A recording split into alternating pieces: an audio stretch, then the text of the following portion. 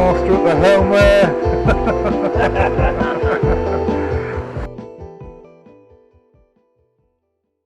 Right, hi everyone, Chris here from Easy Tiger 2's Adventures, and this time I'm going to do a little bit of a review of our season. So how has the first season of owning this Beneteau First 211 been? And I'm also going to turn it into a kind of review. So for those of you who are interested in this kind of size of 21-foot boat, this will be my attempt to impart whatever little wisdom I have acquired over the year. The boat itself is a Fino Conch designed hull, and it's common to the Beneteau First 210, 211, 21.7, 21.7S and the First 20. And apart from the First 20, the rig is essentially the same as well.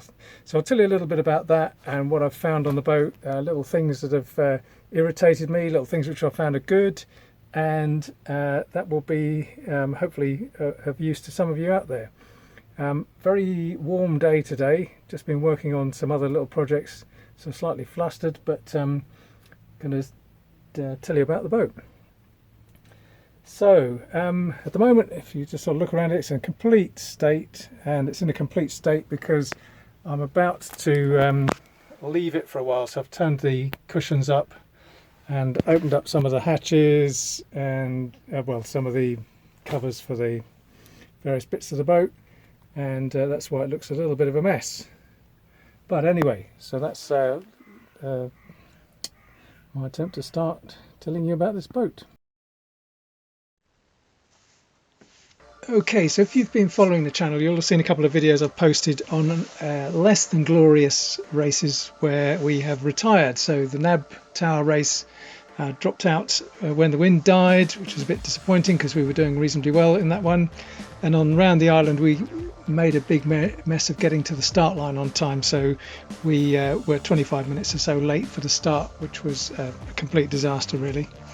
So not a glorious start to the racing season, but things went on a little bit better. We've got a 4th place in the club's annual Round the Cans race, and then we did the Portsmouth Parhelion series, and that couldn't be described as a success because we came last on pretty much every race. But in the very last race in the series, on the very last day, we did beat Easy Tiger 2. So that was our a major achievement for the year. Really glad to have done that. But it would be difficult to describe the first season as a glorious success. So what was the problem? What wasn't going very well? First of these is to do with trim of the boat.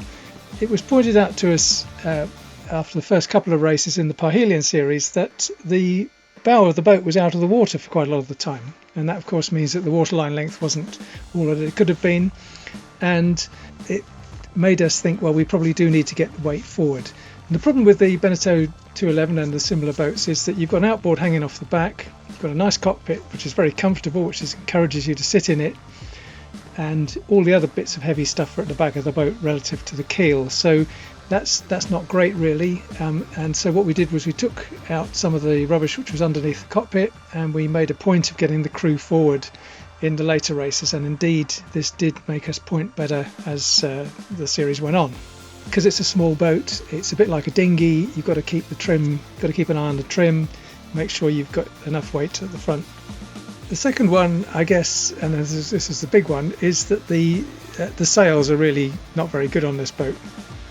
Now that's not to do with the Beneteau 211 itself, it's to do with the state of the sails I've actually got. I bought the boat and it didn't cost me a great deal of money, and one of the prices for that was a set of sails which were a bit on the average side, a bit tired really.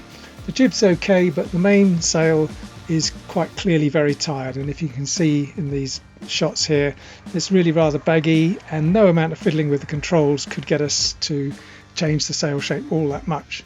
So it's got to go, or at least not go, I'll keep it as a spare, but it's going to have to go and get replaced by something which I can actually sheet in nice and hard, and it's nice and flat and it's got a bit of shape to it.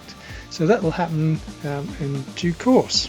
It's going to cost me some money, but then again, whoever said sailing was cheap. Right, the third thing we learnt is that if you are going to have crew on a little boat like this, they have to be aware that it's actually rather small and it takes a bit of manoeuvring to get around.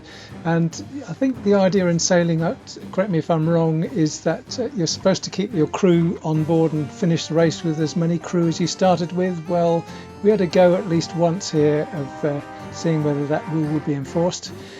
Good old Nick here did manage to get completely soaked but not actually fall in the water, so we kept him on the boat, so we still had the right number of crew. And I offered the option of retiring, but good old Nick stuck with it and said no, he'll go with seeing the race to the end. Okay, that's it for this episode. Next time I'll do a little bit of a review about what the boat was like to actually own, and I'll do it as a bit more of a review about what this kind of boat is like. So I shall see you next time. Thanks for watching.